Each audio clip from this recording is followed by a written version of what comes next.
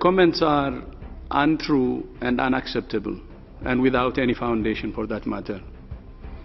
And our sole focus and the focus of the entire organization is on saving lives.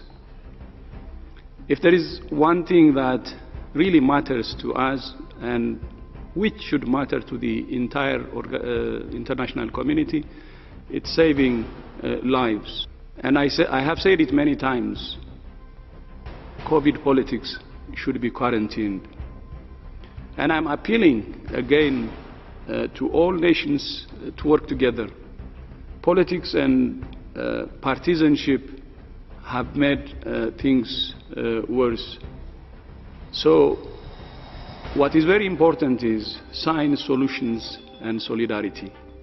But I repeat, the allegations are untrue and without any foundation.